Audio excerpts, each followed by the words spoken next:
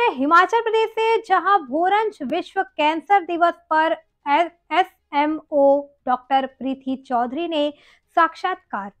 खबर है हिमाचल प्रदेश के जिला हमीरपुर से, जहां उपमंडल भोरंज के तहत सिविल अस्पताल भोरंज के एसएमओ डॉक्टर प्रीति चौधरी ने विश्व कैंसर दिवस पर जानकारी देते हुए बताया कि कैंसर हमारे देश में मौत का एक प्रमुख कारण है।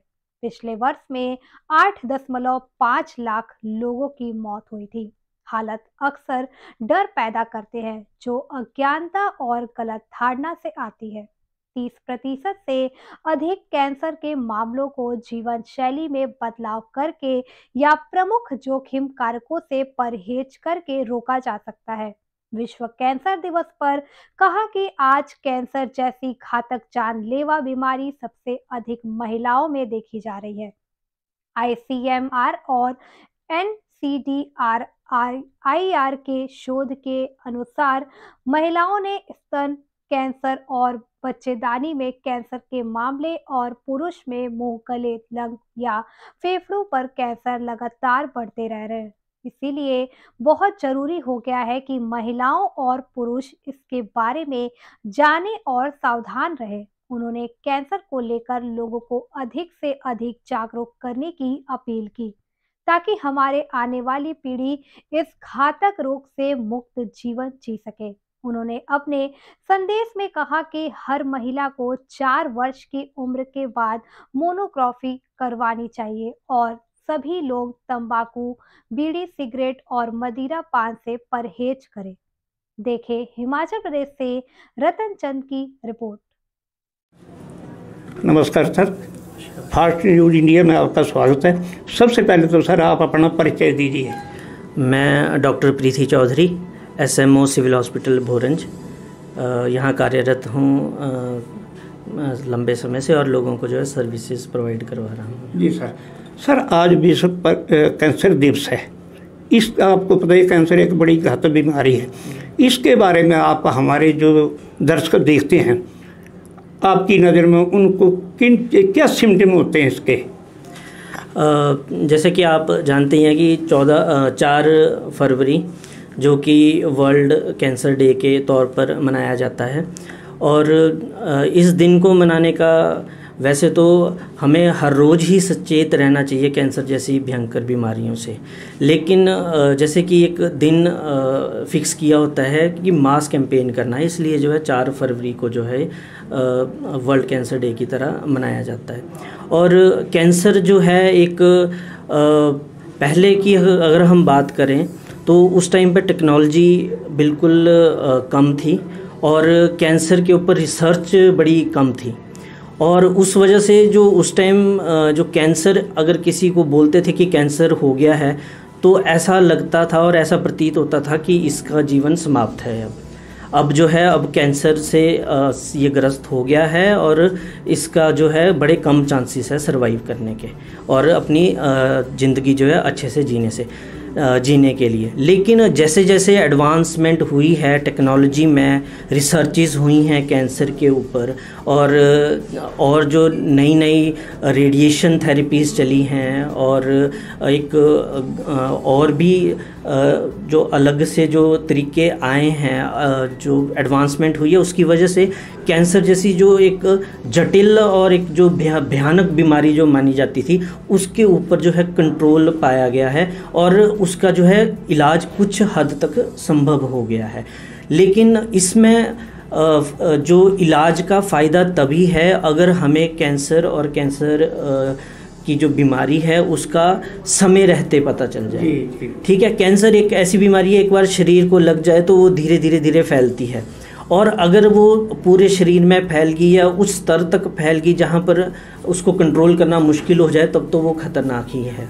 लेकिन अगर उसका हमें पहले पता चल जाए, शुरुआती उसमें समय में बीमारी के अगर हम कैंसर जैसी बीमारी को पकड़ लेते हैं तो उसका इलाज पूरी तरह से संभव है और वो जो हमारा मरीज है वो अपनी नॉर्मल ज़िंदगी जी सकता है और उसकी लाइफ एक्सपेक्टेंसी नॉर्मल जितनी ही हो जाती है लगभग। ठीक है, लेकिन उसके लिए हमें सचेत रहना ज़रूरी है। अब जैसे जैसे शुगर डायबिटीज़ जैसे हाइपरटेंशन, ठीक है, और कैंसर। इस तरह की जो बीमारियां थी वो पहले वेस्टर्न वर्ल्ड में ज़्यादा होती थी, हमारे हिंदुस्तान की तरफ को इन्फेक्शियस डिजीज़ ज़्यादा होती थी। लेकिन जैसे जैसे ट्रेंड बदला है, अब ये जो नॉन कम्युनिकेबल डिजीज़ हैं जैसे डायबिटीज़ होगी, हाइपरटेंशन होगी, ये यहाँ बढ़ी हैं, और इन्हीं के साथ साथ कैंसर जैसी बीमारियां भी जो हैं वो हमारे देश में बढ़ी हैं। सर एक बात और पूछना चाहूँगा, ये महिलाओं के अंदर आजकल जो कैंसर की बीमारी है, खासकर सबसे ज़्यादा कौन सी बीमारी रहती है महिलाओं के अंदर? महिलाओं में जो सबसे कॉमन कैंसर है वो ब्रेस्ट कैंसर है और सर्वाइकल कैंसर है। और इन दोनों का भी जैसे मैंने आपको बताया कि अगर अर्ली डिटेक्शन हो जाए तो इलाज संभव है और नॉर्मल लाइफ जो है वो संभव है इसमें भी। अब जैसे स्तन कैंसर के बारे में अगर हम बात करें, ब्रेस्ट कैंसर के बारे में, तो एक मामूली सी गिल्टी से इसकी शुरुआत होती है। अगर हम हमारा जो एक नेशनल नॉन कम्युनिकेबल डिजीज़ का जो प्रोग्राम चला है उसमें भी जो है सर्वाइकल कैंसर और ब्रेस्ट कैंसर की स्क्रीनिंग का जो है प्रोविज़न है।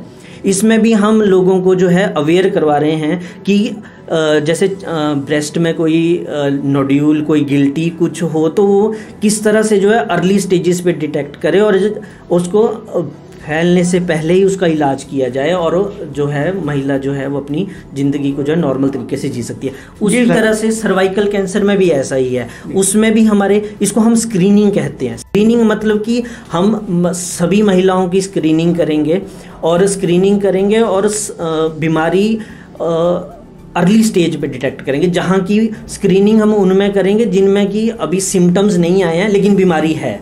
तो वो तो हमारे पास लोग आते हैं इलाज करवाने क्योंकि उनको सिम्टम्स होते हैं, लेकिन हम स्क्रीनिंग करते हैं, हम सिम्टम्स आने से पहले बीमारी को पकड़ लेते हैं और जब सिम्टम आने से पहले उसको पकड़ लेते हैं तो अर्ली स्टेज पे जो है उसका इलाज भी हो जाता है आसानी से। सर जैसे हमारे बीच में लोग जो होते हैं, बहुत से मरीज जो कैंसर के, इन लोगों को किन बातों का ध्यान रखना चाहिए जिससे उनको कैंसर ना हो?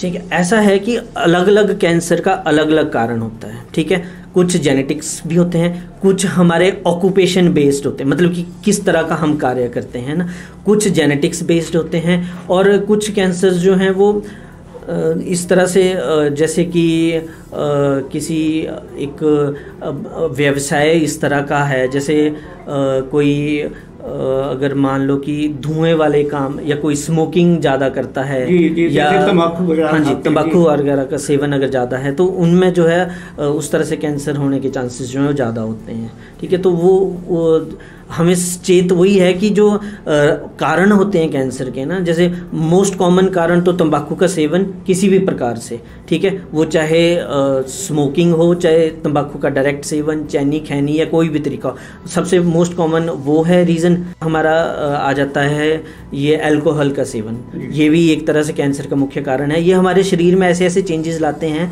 हमारी जेनेटिक्स को इन्वॉल्व कर लेते हैं, वो मॉलिक्यूलर लेवल पे चेंजेस लाते हैं, स्मोकिंग, अल्कोहल और जो हमारे सेडेंटरी लाइफस्टाइल है, जिसकी वजह से ये सारे कैंसर होने के चांसेस रहते हैं। जी सर, जैसे अभी हमने शुरू में बातचीत की इसके बारे में कि आज जो है हमारा जो वर्ल्ड कैंसर डे है, आपकी तरफ से जो आम दर्शक देखते हैं क्या संदेश रहेगा उनके लिए?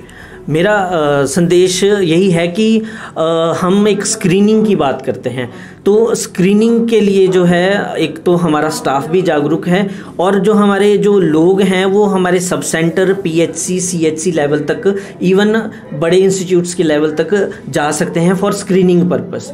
और जैसे कि कैंसर अलग अलग तरह के होते हैं, लेकिन कुछ कैंसर जो हैं वो एज रिलेटेड होते हैं। तो अगर जैसे कोई 30+ 40+ में है तो वो जो कॉमन कैंसर्स जो हमारे हैं उनकी स्क्रीनिंग के लिए टाइम टू टाइम हर साल बाद या 6 महीने बाद अपना चेकअप करवाते रहें, ताकि जो है अर्ली डिटेक्शन हो। और जो है अगर इस तरह का किसी को, क्योंकि बीमारी पूछ के नहीं आती है और बीमारी बता के भी नहीं होगी, स्क्रीनिंग रहेगी तो टाइम से पता चलेगा और टाइम से जो है इलाज हो सकता है। तो मेरा संदेश तो यही है कि कैंसर से अगर बचना है तो एक तो शराब, तंबाकू और पोल्यूशंस और सेडेंटरी लाइफस्टाइल छोड़नी पड़ेगी, और दूसरा हमें स्क्रीनिंग के ऊपर जो है ध्यान देना होगा। इसी के माध्यम से कैंसर जैसी जटिल बीमारी को जल्दी डिटेक्ट करके उसको मात दे सकते हैं।